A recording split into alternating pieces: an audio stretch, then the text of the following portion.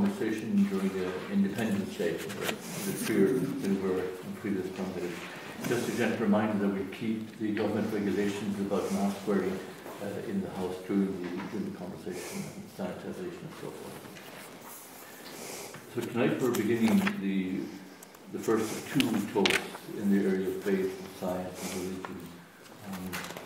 Just a heads up for next week, Philip Crennan will deal with a similar topic next week. Tonight it's my pleasure to introduce Archie Byrne. Many of you know Archie, but a bit about him. He's a Kildare man, and as a Dominican has held various positions in different parts of the world. Was working in South Africa and Lesotho, was also involved in studies in Freiburg in Switzerland, and for many years was a regent of studies, which means we were responsible for organising studies of the student brothers, and also a parish priest in Tala as well, and now happily with us here for the last number of years. So the title he's going to lead us on tonight is The Influence of Science and Technology on Religion. And when we were planning tonight, Archie was saying that he'll give it in two parts.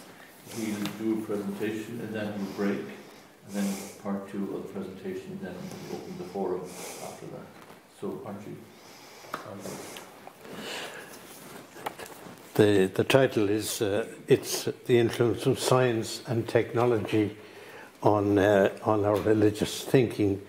It's nothing to do with theology anyway. This was the original thing that was published was the influence of religion and science on theology, which probably doesn't make much sense. Anyway, we're talking about science, technology and religion, and we live in a world of science and technology. The wonderful discoveries of most recent scientific research have brought about a veritable explosion of new knowledge, not alone of our earthly world and of our place in it, but of the whole vast, wide universe of which we are a small but not insignificant part. And these advances have been able to let us know how it all started billions of years ago, how its various components developed and evolved and organized themselves into the starry cosmos we can observe now, and possibly some things about how it is likely to continue to evolve into the future. Technology, on the other hand, is the practical application of scientific findings, and it is that has provided us, of course, with a whole multitude of great inventions that have changed and improved our way of living and communicating with one another to the extent that previous generations could only have regarded as impossible dreams. You've only to think of the contemporary social media of communications like Zoom, allowing people to see and converse across great distances, like, say, from here to Australia. And the success of this scientific and technological revolution could easily lead people to see this as the best and most reliable way to get to know all that there's worth knowing about our world and our place in it. And just give you an idea of the scope and methodology of science as it works. First, starting out with some phenomenon it's trying to understand or explain, often with the use of powerful instruments like telescopes or microscopes. It observes that object carefully to discover how it works and what is causing it. And then, in order to describe what has been observed in that way, by way of explaining it, an exploratory theory or hypothesis is formulated that can be tested for its accuracy by further observation and experimentation. And these are designed to confirm or to discard this hypothesis. When the information gathered in this way is finally deemed to be reliable enough, it may often be put to some practical use, like, for example, to produce or to improve a vaccine, or some useful bit of technology, like a new improved model of motor car or of washing machine or whatever. And so you can see that in this way there's a very close link between experimental science and technology, and one of them depends very much on the other. As complementary ways of thinking about problematic issues and dealing with reality, they both tend to limit their attention to this material world or universe with its own material constituents and resources, in order to discover how they work and what makes them act as they do, disregarding all other considerations, or at least bringing them into the orbit of its own experimental way of looking at things. This way of thinking and gathering information about our material environment characteristically tends to develop or to evolve by exploring varieties of possible solutions and solving or resolving problematic issues or difficulties that may arise in the course of the investigation. While the discoveries made and recorded in this way exist of their own right in reality, independently of the scientists thinking about them, nevertheless, the patterns and designs in these scientific minds can be reflected in reality in all kinds of specific ways. They may, for example, be embodied by technology in a whole range of practical devices like rockets to carry satellites into space, or the World Wide Web of information technology. And so this implies, of course, that science and technology are more than just ways of perceiving or learning about our environment. They also serve to shape and to remodel that environment in various ways to satisfy a whole range of practical aspirations and tastes. And this has left the imprint of their spectacular discoveries and inventions on a whole range of contemporary living experience in areas like economics, politics, culture, religion, and so on. I could have spent some time exploring each of these facets of modern living affected by them, but the topic for our discussion this evening is the influence on religion, on religious thinking and practice, how they have been affected by the discoveries and the inventions of science and technology. And so I decided I'd better limit myself to that, and we'll get around to it eventually when we have examined various views of what is considered to be science today. As I said, the extraordinary success of experimental science and modern technology in expanding our knowledge of this material world with all its contents has led many people to regard and adopt this science as the most dependable, if not the only way to get to know for sure about these things. But if and when this belief is idealized and promoted as ultimately the only reliable source of all genuine knowledge and truth, it becomes a kind of an ideology that is sometimes referred to as scientism. And this claims to provide us with a complete and comprehensive understanding of this material world with everything in it in terms only of itself, of its own material makeup and resources, without any reference to other possible causes, like, for example, a provident creator or designer. Now, unlike some more speculative approaches like philosophy or theology, experimental science seeks to come by this reliable knowledge in a much more hands-on, practical kind of way, while exploring objects that can be perceived with our bodily senses, like sight.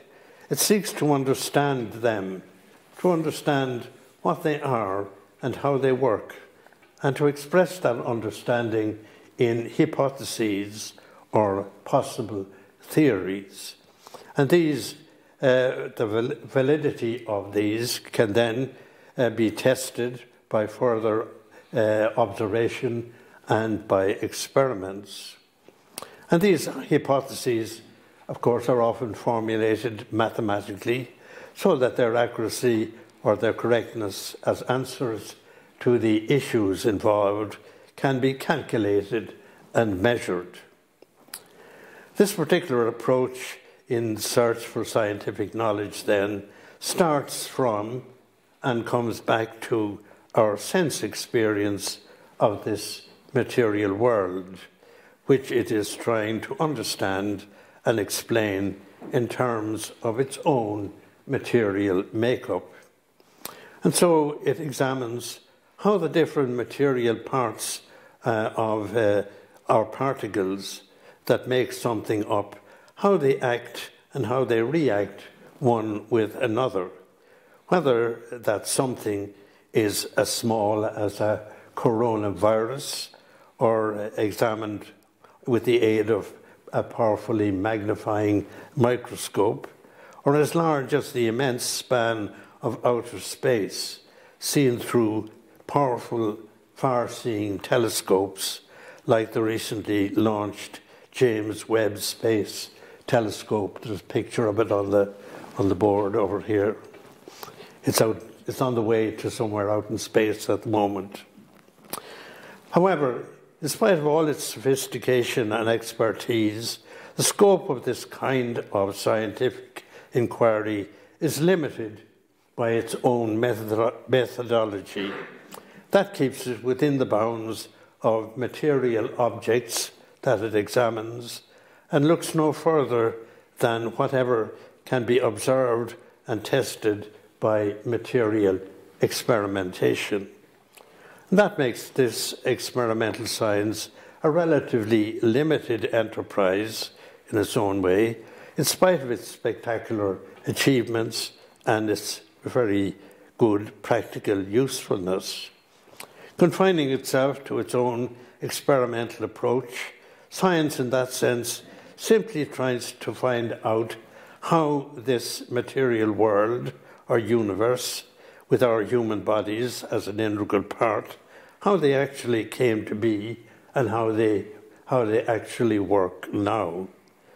The form of argument this kind of science uses is to try to trace later and more complex developments back to something more basic or simple that came before it and gave rise to them, in an attempt to explain why they happened as they did and as they perhaps still continue to happen.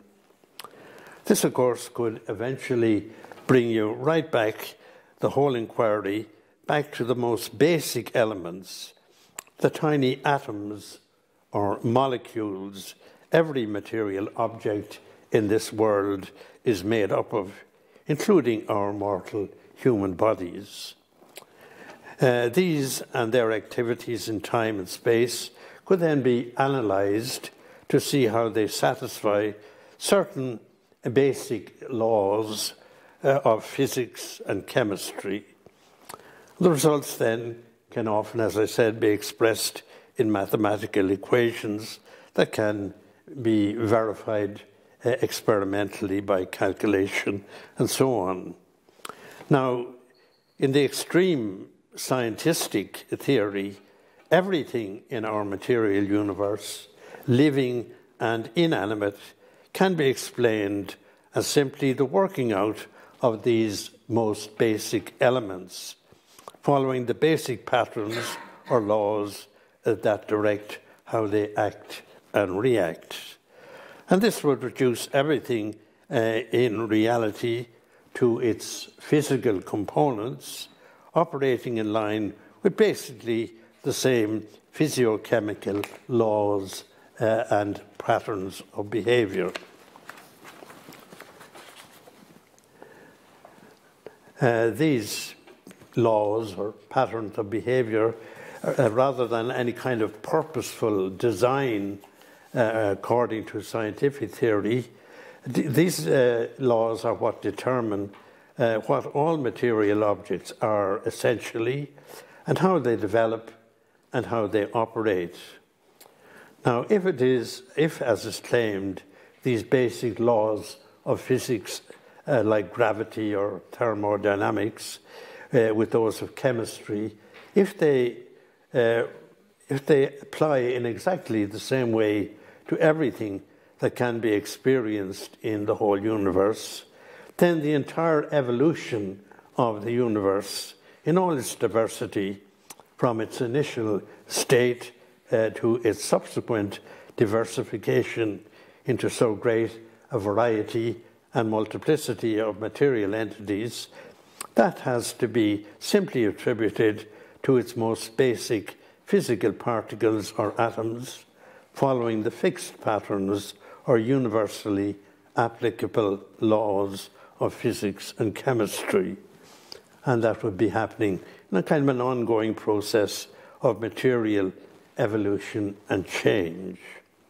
Apart from certain accidental, haphazard events that change the course of evolution, they would claim, no other explanation can or need be given, we are told, for the great diversity of planets, suns, stars and moons, of minerals, vegetables and animals it has produced.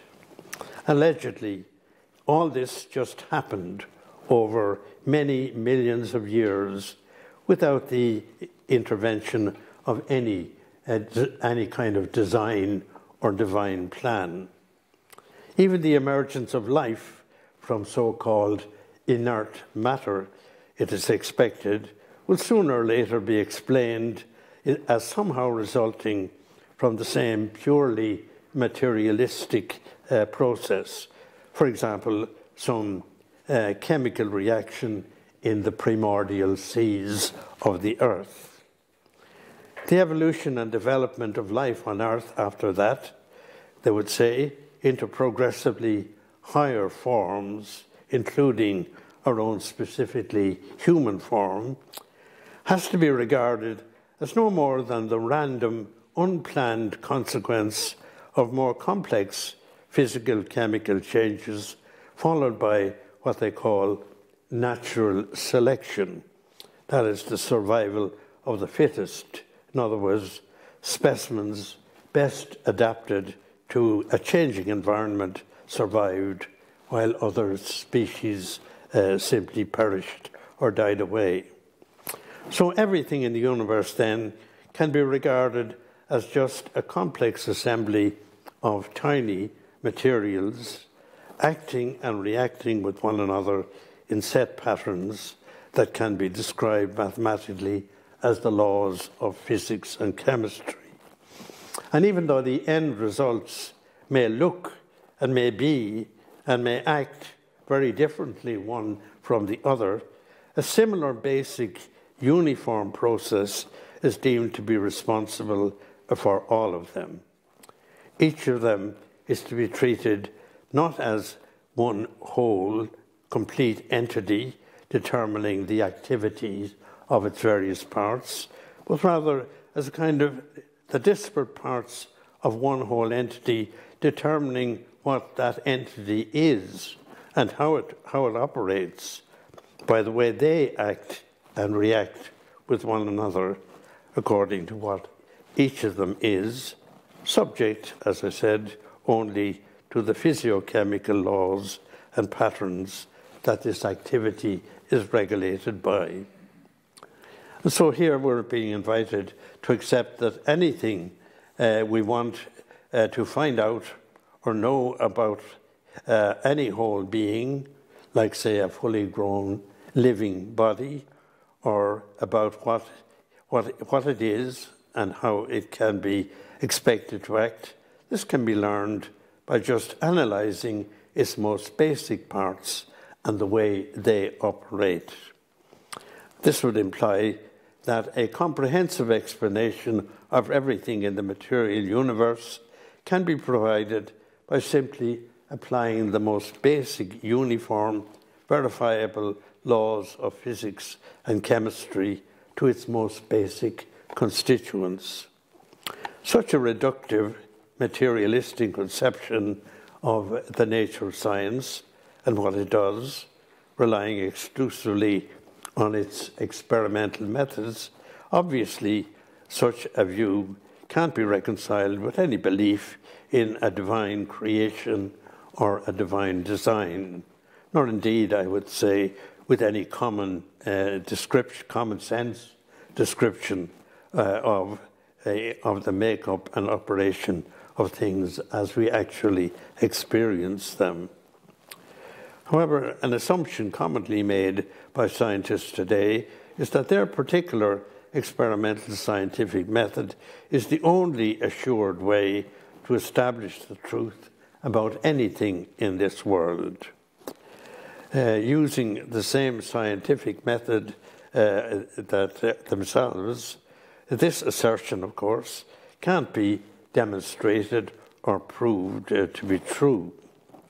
Any effort to prove that it's true using the methods of science would obviously be presupposing that that method itself is reliable, and so it would be begging the question in the first place.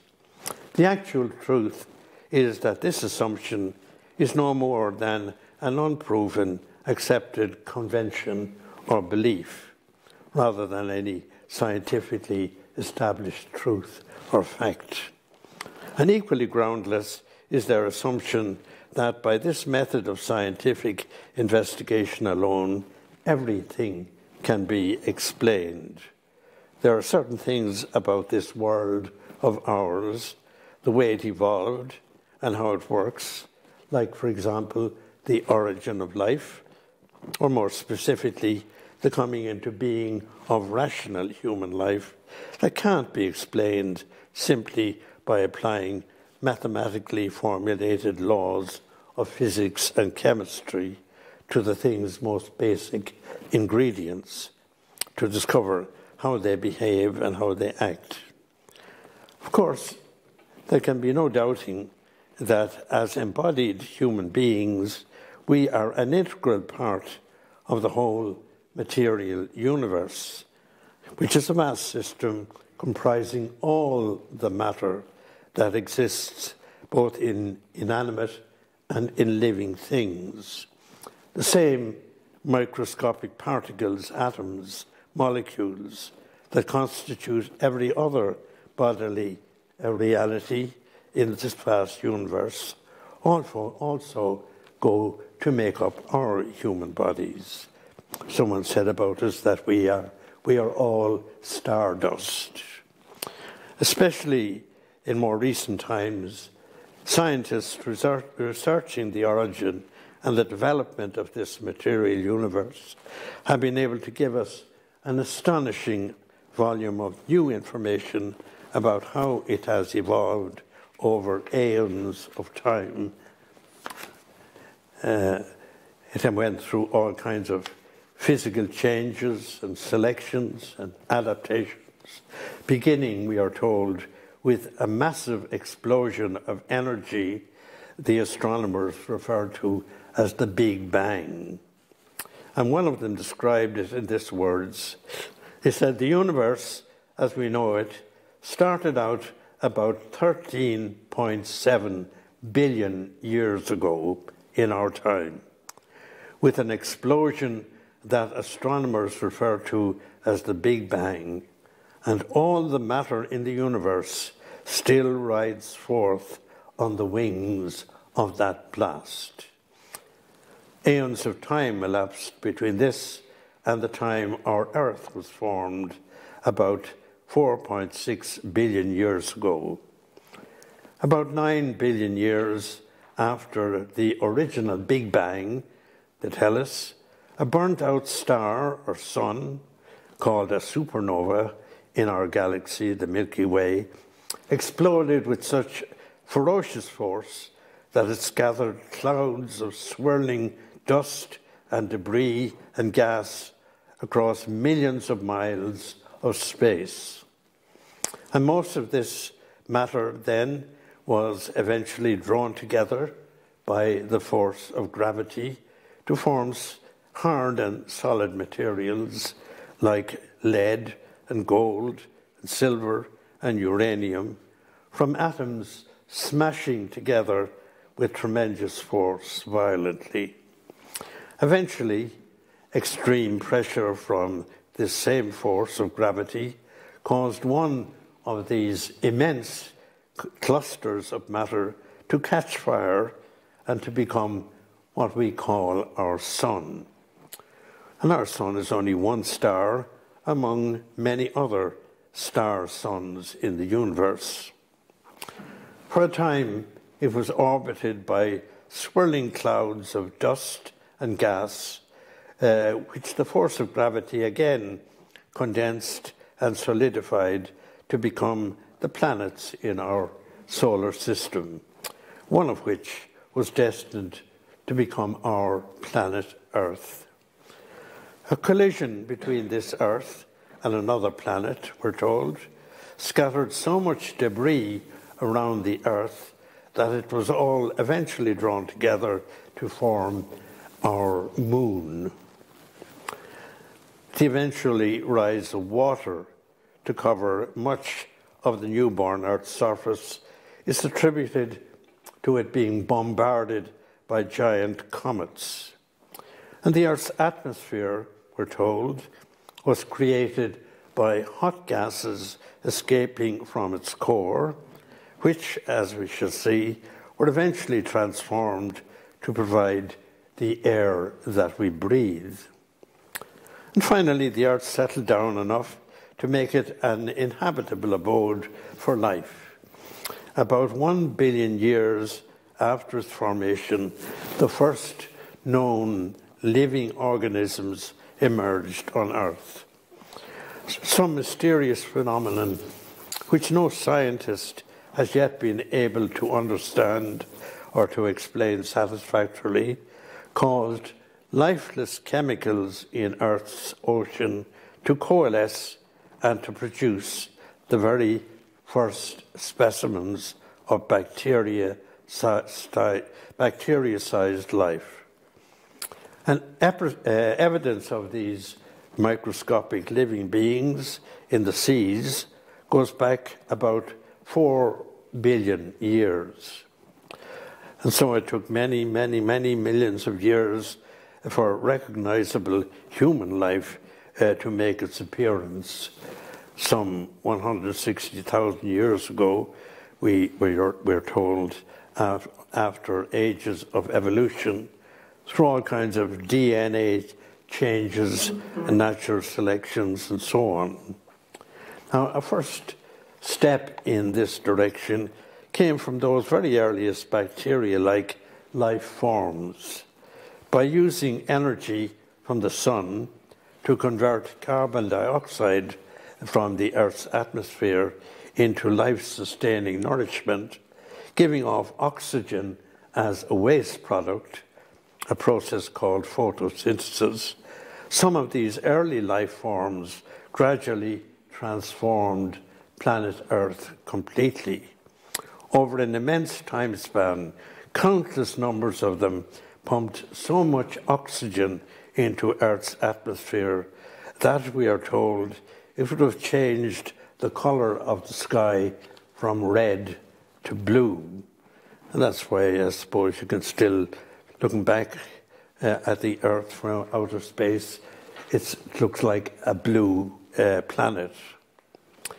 Anyway, this created the oxygen-rich atmosphere in which a whole complex variety of living things could thrive and multiply by harnessing oxygen's energy-giving potential.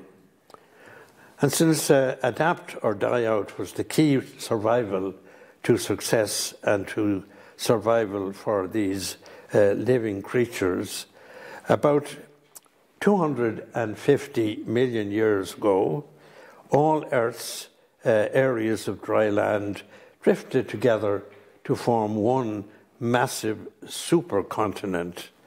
And when that happened, many of the living species who had been mostly in the oceans at the time were forced to transfer to the greatly reduced, from the greatly reduced seas to the much larger areas of dry land.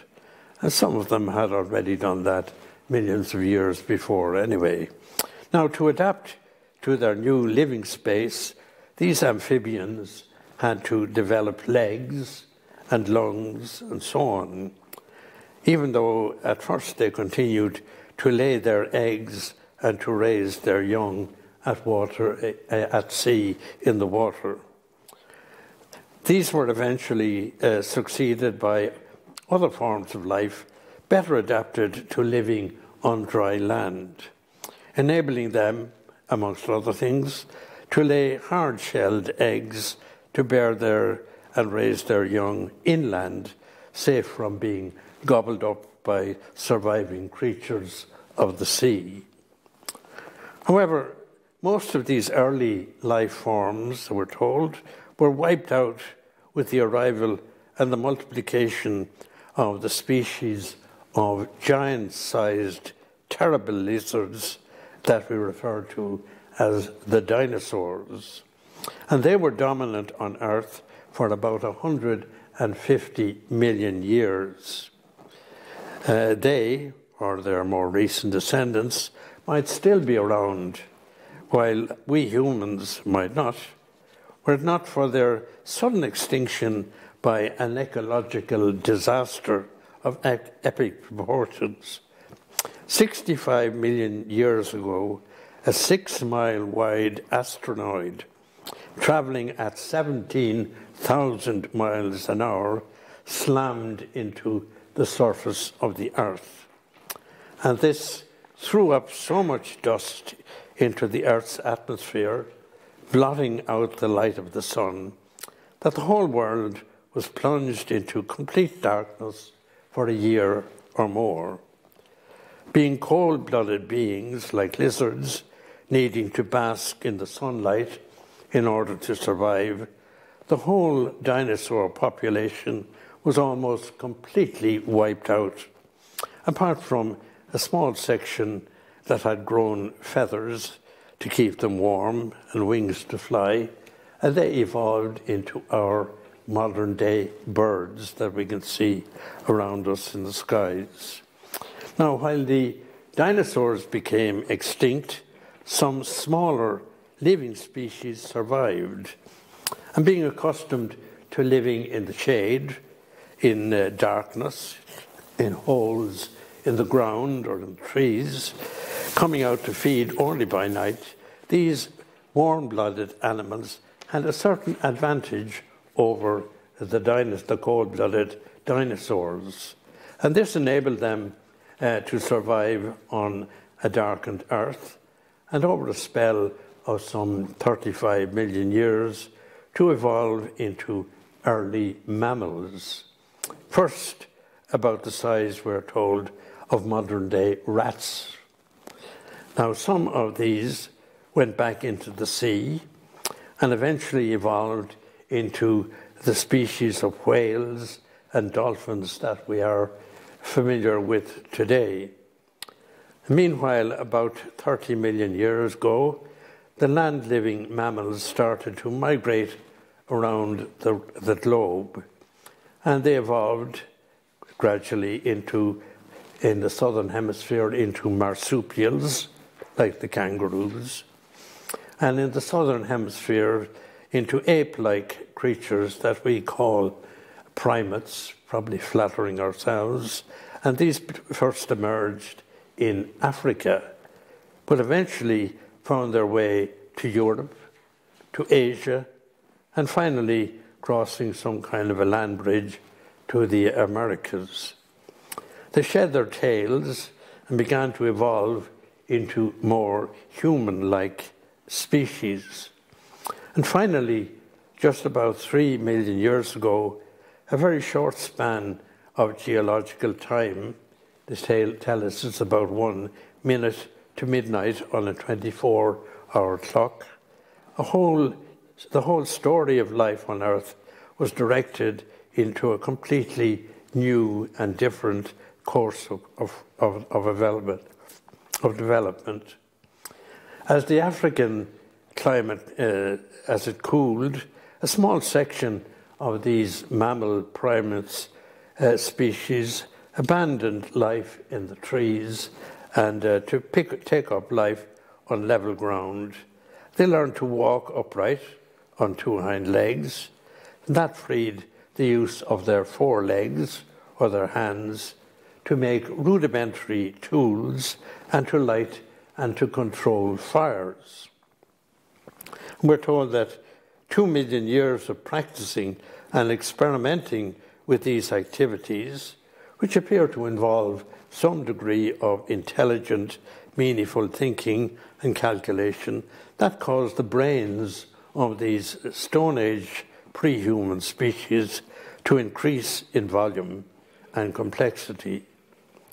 Their ability to start and control fires helped these pre-humans to survive during several ice ages and also to defend themselves against threatening predators.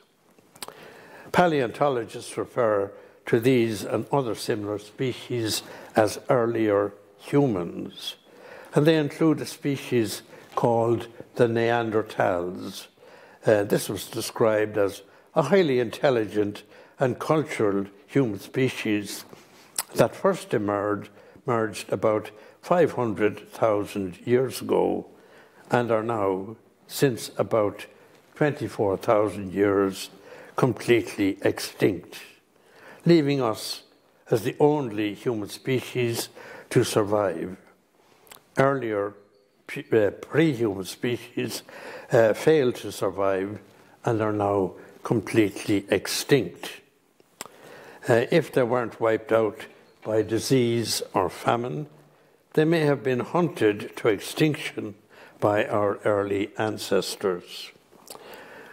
And now, after thousands of years of evolution, it's estimated that our species, Homo sapiens, or rational humans, so-called, have so spectacularly increased and multiplied that we now number something like 7 billion people today and still growing and threatening the Earth with extinction in the meantime. So I'll take a break there, and you can chat among yourselves or go for a walk, and I'll take a breath. The thing I wish to talk about how we human beings evolved as part of the material universe, but with a difference. And then I want to look at the idea whether there is design or purpose in the whole process of evolution. And finally, just a word about whether science has replaced or can replace religion. So on the long history that I've gone through there of the evolution from the formation of solid matter out of the myriads of particles and atoms and molecules scattered by the so-called Big Bang, through the emergence of a whole variety of life forms, to the arrival of our human species, or Homo sapiens. This is more or less the most recent scientific explanation we have of how our living human bodies evolved to form an integral part of this whole material universe. And still, this science has not yet been able to explain precisely how life began on Earth, nor more particularly to explain adequately how rational intelligence first came to be in and to be actively applied by our earliest human ancestors. Although experts in the science of evolution refer to the enlargement of primitive brains as a consequence of this evolution, they don't tell us, at least not in so many words, that this was the actual cause of the ability of beings with these larger brains to perform seemingly intelligent activities like making tools and controlling fire and so on. What they do tell us instead is that this increase in brain size was itself caused by generations practicing these quasi-intelligent activities. And so, even though we can and must assert that intelligence, or the ability to reason and calculate, is by definition an integral constituent or part of what we evolved to become as Homo sapiens, this can't simply be reduced to or deduced from or expected to come from the evolved material components of our human bodies, like the increased physical brain cells in which our intelligence subsists and is rooted. Although with our physical bodies, we are born and form part of this whole material universe, which comprises of both living, vegetable and animal bodies, and inanimate matter in things like rocks and minerals, there's something additional about us humans that raises us above, transcends, and goes beyond anything the material components of our human bodies, like the microscopic particles that make them up, can account for or explain by themselves. And this added extra is chiefly, I suppose, our capacity for so-called objective knowledge or thought.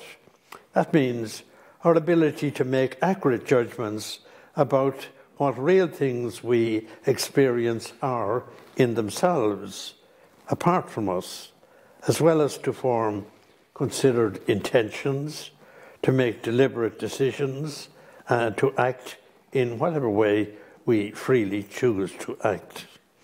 These kind of rational operations are more than just purely physical or material happenings. And so in that sense, they might be described as somewhat spiritual activities. Even though they do involve our material brain cells, they represent a level of activity distinct from and superior to anything that could come solely from these material elements alone. They involve meaningful intentions and purposeful decisions, and these can't be merely responses to the operation of mechanical forces like gravity or propulsion, nor only the results of certain electrochemical activities within the material components or particles that make up our physical brains, like everything else in the universe. In other words, we are all made from the dust that originated from the exploding stars and the Big Bang and so on. Now, even allowing for the way that such physiochemical activities in certain parts of our material bodies, like our complex nervous system and brains, even allowing how these are needed to prepare for, to accompany, and to enable us to engage in such intelligent, rational activities, these activities themselves are nonetheless different and surpass these physico-chemical accompaniments in ways that could, as I said, be described as spiritual. However, unlike angelic intelligence, which is purely spiritual, ours is an incarnate intelligence, ultimately associated with a body through the life form of the human body that we call the soul. It gathers information through bodily senses like sight, hearing, touch, and then it processes it through a complex physical brain. And it causes material effects to happen by intelligent thinking, planning, intending, and deliberately deciding. This belongs to a level of activity completely different from any merely physical or material cause and effect operation. That kind of physical activity just happens mechanically, independently of any intention the material agent performing it might have. So, for example, if you walked or threw yourself over the cliffs of Moher, you wouldn't be able to decide whether you went up or down without thinking the force of gravity would physically and mechanically draw you down willy-nilly. And though even though that might have been your suicidal intention, you couldn't change the direction of your fall, even if you changed your mind on the way down. So in the whole process of evolution then, the operation of physiochemical laws can't account for the emergence or the operation of intelligence in rational human beings. We somehow emerged from the whole material process of evolution with an ability to think, an ability to reason logically, not found in any of the material products that led up to our evolved emergence.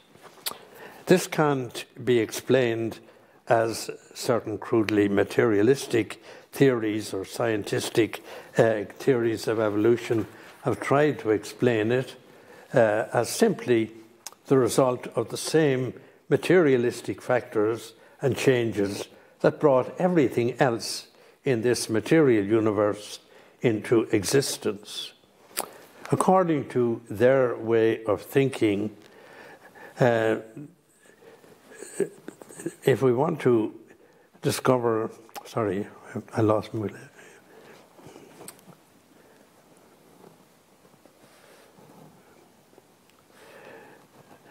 Sorry, according to that way of thinking that I'm thinking, by subjecting a thing's most basic material constituents, like the atomic or molecular particles that originated from the initial Big Bang, subjecting them to experimental observation and testing to discover how they were assembled and how they now operate.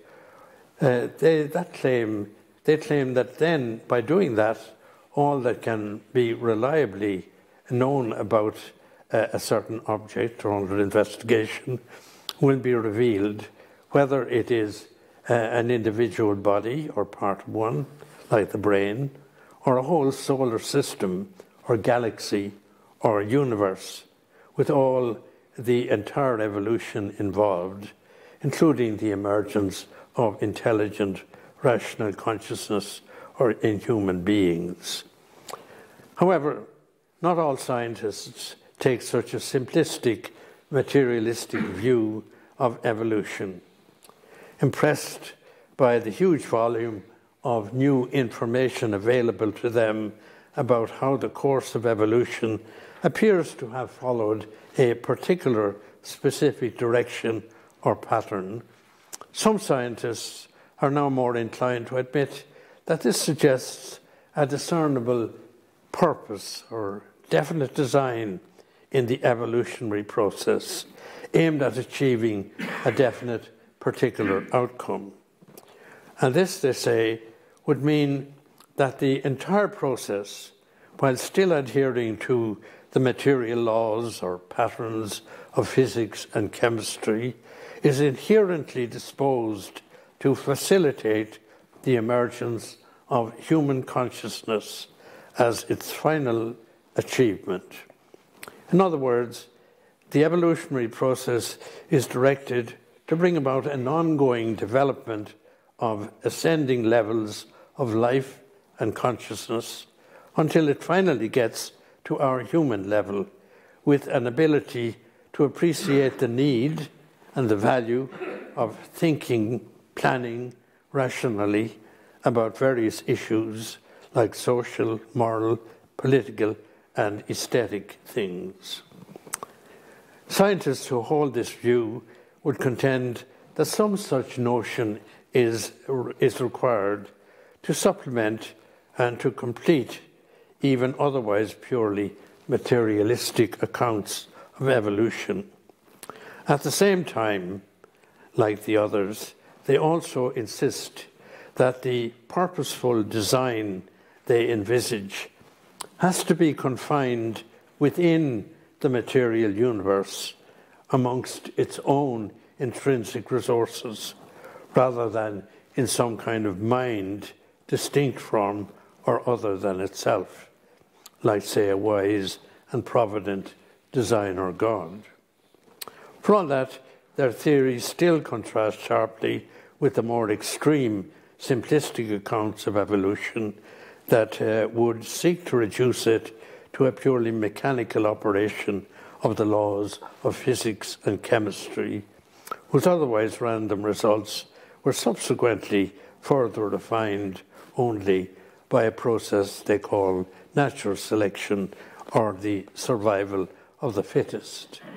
As I said, this allowed living species, better adapted to random changes in their material environment, to survive and to thrive.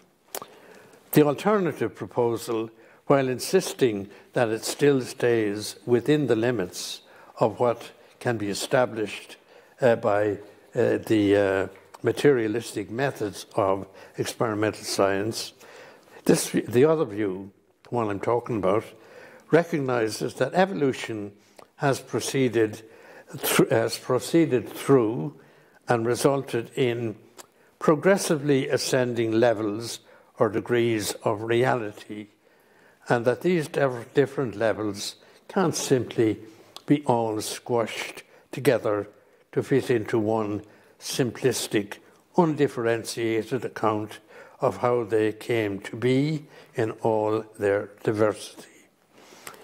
In other words, they recognize that if we want to adequately account for all the diversity in material reality in an ascending sequence of up to life and consciousness and awareness, we need to propose as an experimentally verifiable hypothesis that embodied in the whole material universe or world, there is an inherent cosmic design or goal. And this design then, from the start, following the Big Bang, would have destined and enabled all the material elements or particles in the universe to evolve in a regulated, though not rigorously determined manner, to facilitate the progressive development or emergence of life, of consciousness, and finally of human rationality. Even though admittedly this development didn't proceed in one direct straight line with no twists or turns or interruptions. For example, there are 5 recognized mass extinctions of life on Earth. Still, this is not enough, they say, to refute their basic general hypothesis that the development of an orderly universe over time was designed to unfold and evolve through increasingly complex patterns towards some ultimate goal or outcome. And this goal, according to these scientists, was to facilitate the emergence of life in all its various forms, leading eventually to the dawn of human consciousness or rationality.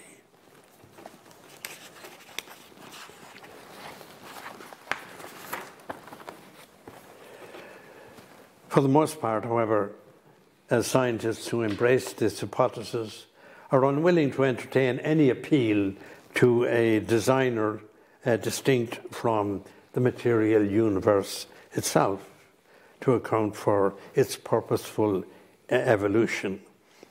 In other words, to account for the way it appears to have been preconditioned to achieve a definite goal in the end. For them, this material universe has to contain this orientation with the capacity to fulfill it totally within its own material resources. So what they seem to have in mind is some kind of built-in propulsion or compulsion of the whole universe so to evolve that it would eventually arrive at self-awareness through the emergence of consciousness in human beings as the designated end product of the whole evolution. At the same time, as I said, they wish to limit this whole process to the intrinsic capabilities of the material universe itself, to the exclusion of any outside or transcendent cause like a divine designer or provident loving creator. They want to emphasize, in other words, that the whole evolutionary process from the Big Bang down to the dawn of human consciousness has no other source than the evolving universe itself. And that brings us to the point that we started off with, the influence of science on religion. That point of view and the refusal to allow God to have anything to do with the process, I think that encourages many people, many of their contemporaries, to conclude that there's no more need for God now that their science has succeeded in explaining everything about the world without any need for him or for anything like him. And so the influence of science and technology on people's religious thinking and practice. First of all, we had to kind of explain or explore what science has to offer and so on, and then to kind of think of ways that it could have influenced people's religious beliefs and practices. And one of these is a kind of widespread but popular perception that the truth of our Bible-based Christian faith has somehow been disproved by the more recent developments and discoveries in this area by modern scientific research. One of the most enthusiastic proponents of this conviction, of course, is Richard Dawkins, a scientist and author who wrote a book entitled The Blind Watchmaker.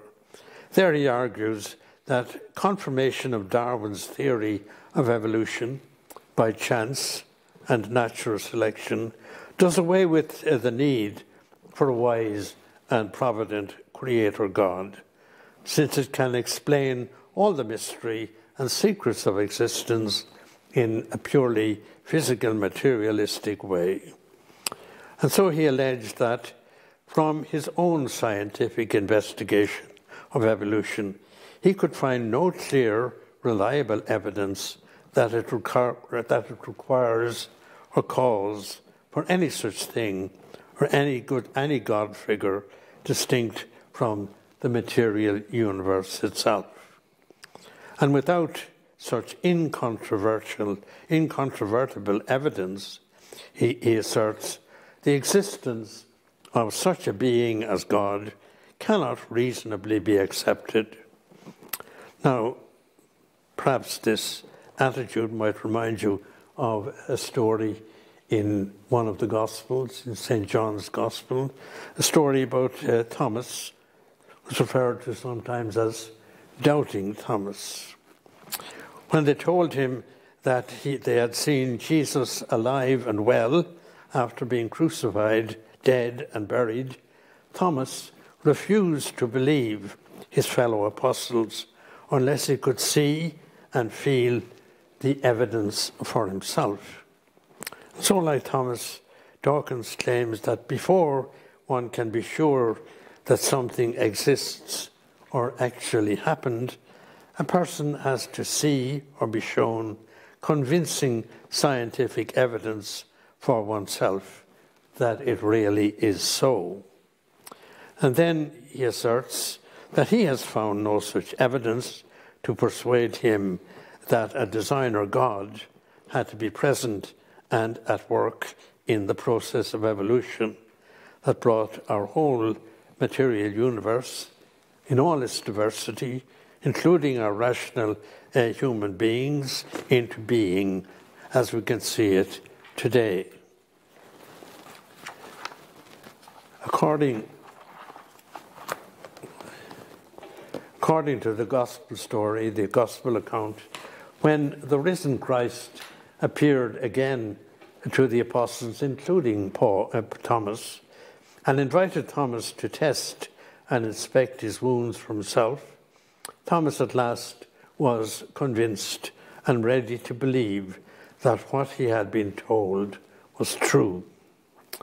And he showed he was prepared to believe even more, we're told, when he fell to his knees exclaiming, "My Lord and my God." To this, Jesus is reported to have replied, "Thomas, you believe because you can see me. Happy are those who have not seen and yet believe." And of course, this includes us, with all the generations of believing Christians who came after the apostles' time. We're expected to believe that events we have not been able to witness for ourselves really happened, and also to have faith in someone we can't see, because he is described as invisible spiritual being.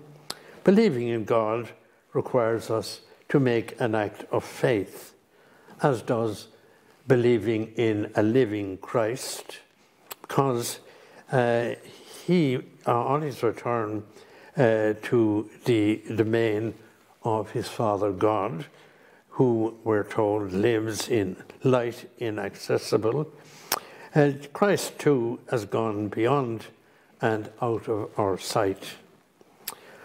I suppose if we could encounter or see them for ourselves in some visible way, there'd be no need for us to have this attitude we call faith or belief in God or in a living Christ. And St. Paul explained it in this way. He says, "Now we can see them only as a dim reflection mirrored in creation. But then, after death, we shall see God and Christ as they really are, face to face, knowing them as fully as we are known by them." Now, this doesn't mean that for us to believe now as Christians, we have to have blind faith. Our faith is not blind. And many reliable scholars have been able to show us good historical evidence or reasons to back up our belief that Jesus really lived and died and somehow still lives, as well as in the God that he called his Father.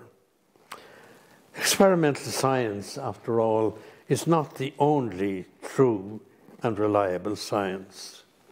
We have to admit that history, too, is a genuine science. It has its own assured scientific methods and can be relied on to assure us that what they record really happened, as they assure us that it did. And so we don't have to submit ourselves to the accepted convention that experimental science is the only truly scientific method we can rely on to assure us of the truth of its findings. Of course, we can and we should accept the ever-increasing body of evidence that paleontologists can draw on to describe how evolution actually happened through a lengthy mind-boggling complex and process, leading up to the eventual emergence of the human species and consciousness as Homo sapiens. But just being able to describe how this process happened doesn't give one sufficient reason to claim that to claim to have proved, or even to be able to prove, that God does not and need not exist to account for anything in that whole process. Their insistence that there is no reason for such a being as God to exist, I think it's especially hard to take from scientists who are prepared to admit that they have discovered enough scientific evidence to suggest that some kind of design is built into the whole process of evolution. In other words, that it was designed from the start, eventually to bring about or to facilitate the bringing about of some definite purpose, like the emergence of consciousness in rational human beings. Even though belief in the non-existence or non-necessity of God in this process may be the prevailing assumption for most scientists or others in our secularized modern culture, it is not demanded, nor is it demonstrated by the evidence that Darwin's theory of evolution by natural selection and survival is well grounded. This widespread assumption that God neither exists in reality nor is required to exist in order to explain everything in the whole process of evolution has not, and I think cannot, be proved scientifically. It's only an assumption, not to say merely a prejudice, that many in the scientific community and beyond have chosen to accept. And as I said already, for all its spectacular success and wonderful practical usefulness, experimental science is a fairly narrow undertaking. With its methods of investigation, it limits itself to attempting to understand how this material world we live in and are part of through our bodies, how it actually works and how it evolved to where it is now through an experimentally verifiable process of material change and evolution. And to the ultimate question, where did it all come from in the beginning? And why did evolution follow the course it did? Experimental science by itself can give us no definite answer. For example, you talk about the Big Bang, and there was some kind of concentration of energy there, but where did that come from? If there was nothing there before it, and nothing could come unless there is a being who can bring something out of nothing, and that's what we believe to be God. Of course, Christians, we can't rationally prove that our faith is true, but at the same time, we can make a strong case for taking its claims seriously, especially about the reality of a wise creator God, instead of just dismissing these claims as unreasonable, as so many seem so eager to do today.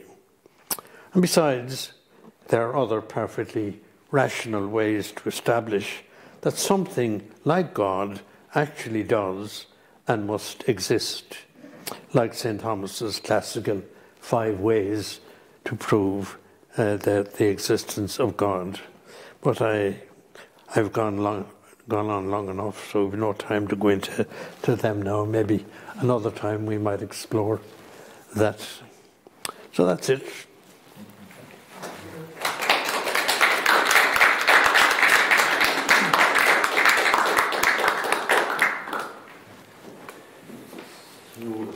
Because we've had a break earlier, we may just go straight into some questions or some comments, yeah. Yeah, we've got 20 minutes.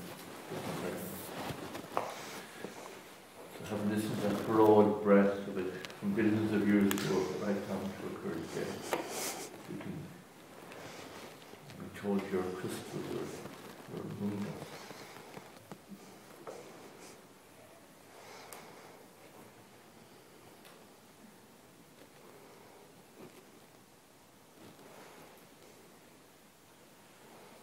I loved, Archie, the point where you were insisting on history being a science, and that physics, chemistry, all of that are not the only genuinely scientific ways of approaching reality.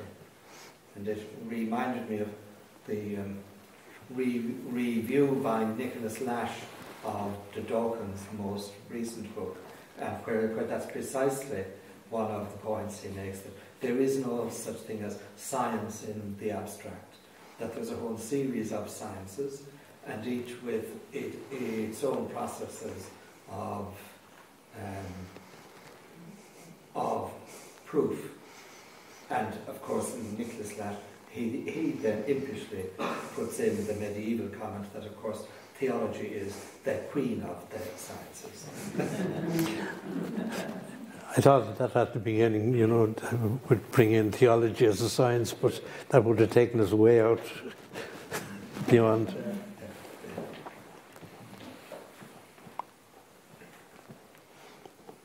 Actually, I think that one of the things that,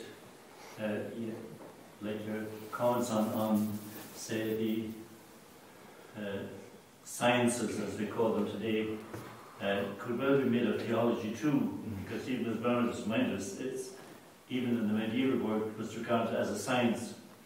But the ease with which we kind of evoke, like, certainties about God, I think is as abominable as the ease with which scientists evoke certainties about atoms,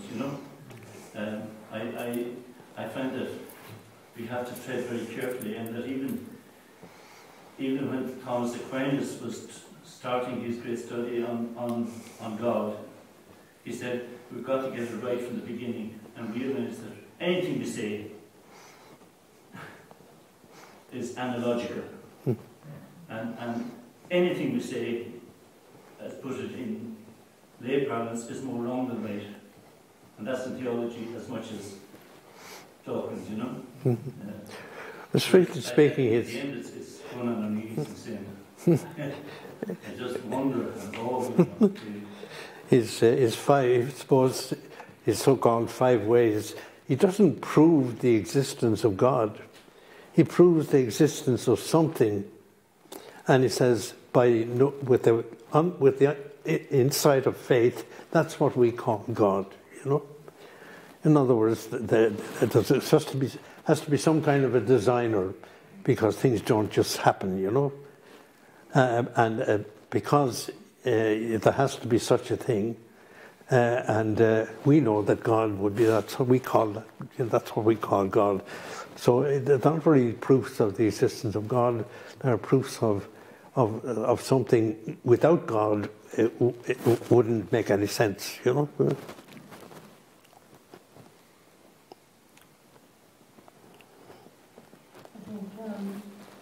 Hearing you go through the whole history of the universe, this is it makes you realise how much more awesome God is than we often think. In that when I think of all the universe and the millions and millions and billions of years that you're talking about, it just reminds me that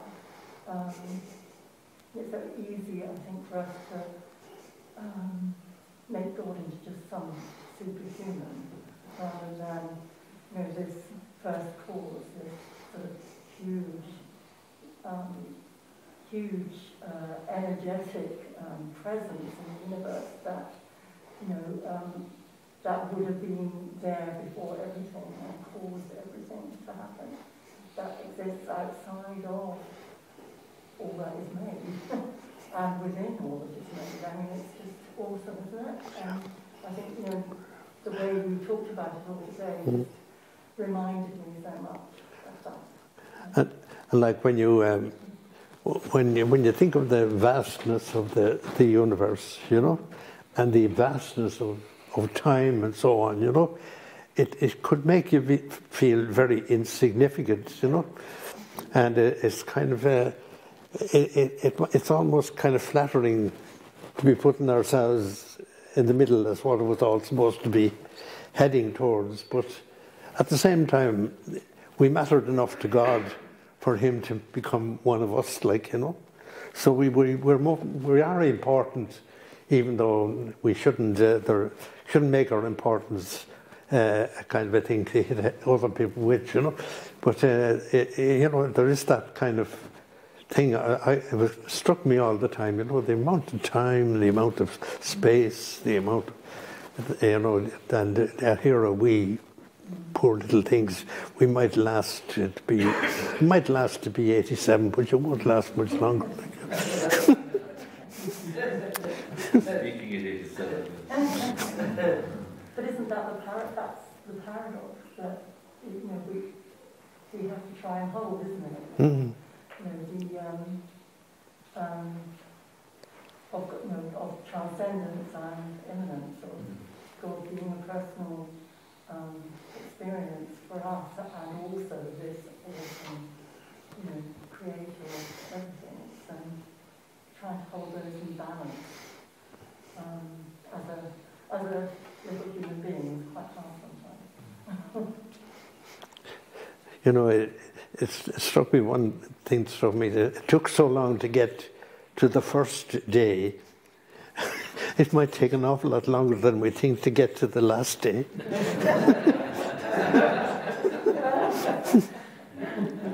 So we can relax. And I was thinking too, you know, that the way we're being warned that we're rendering the earth uninhabitable, like the way we're carrying on. And sooner or later, if we don't cop ourselves on, human life will simply become unlivable on the earth, and we'd be extinct as the Neanderthals, you know, unless we could rocket off to another star or another moon or whatever, and start all over again there, you know.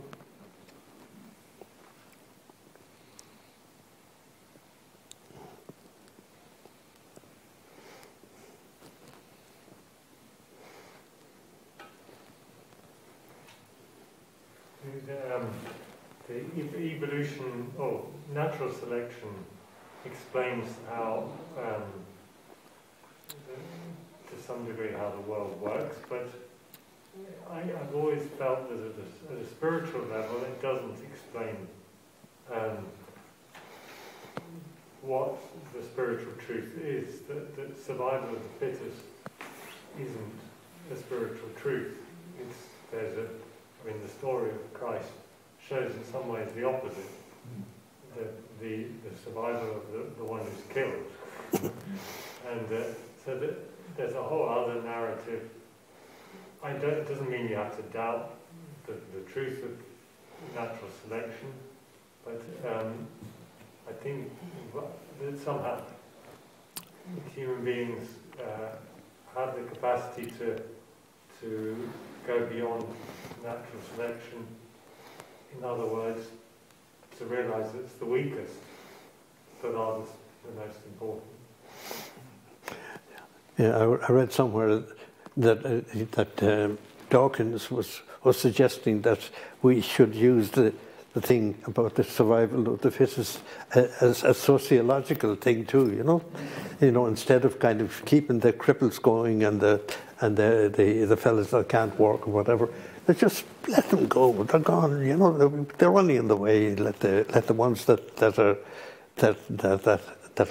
kind of healthy and productive and all that. Let them live. Let the others. Pretty awful. thought.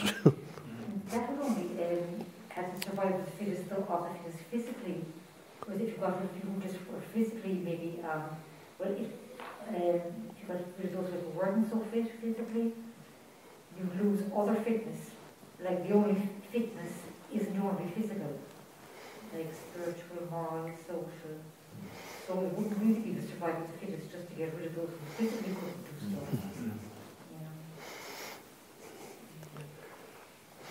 Just a reminder, I put it in with the handout. It was by, I don't know what his first name is. Do you know Bernard O'Leary? What's his first name? The good theologian, he's a spiritual writer. Oh, yeah.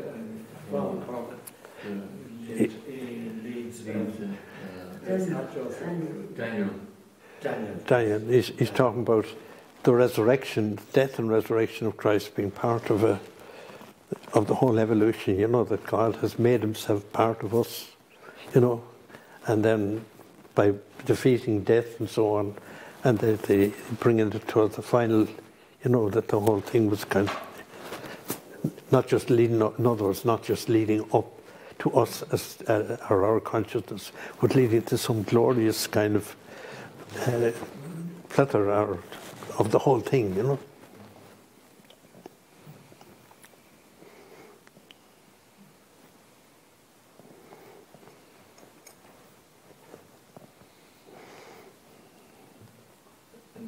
Don't you find that poetically and theologically well expressed by Teilhard de Chardin also, of Christ being the ultimate destination of that whole process? And he was a paleontologist. Teilhard. I had to look up paleontologist. I didn't know how to spell it.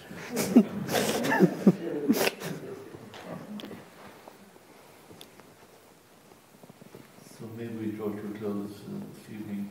As Archie was speaking, and he'd forgive me for drawing a comparison, but I was thinking of Donald Trump and the whole election around Trump and the whole, almost convulsed conversation around creationism and refusal to accept theories of the literal biblical creation story. So in that sense, that the topic that Archie led us on tonight is quite pertinent, because there is at the moment a move in some circles, as Archie said, in the scientism area, but also in the, Joe alluded to, in the sort of the fundamentalist religious area as well. So in a sense, there's a need for a dialogue in the middle of this, and this is what Archie gave us tonight, was a middle of the road, in the good sense of that phrase, dialogue, not extremist, either scientism or form of theology. So I know that Archie has prepared long and hard for this night, so for your words, for your preparation, Archie, many thanks. Thank you.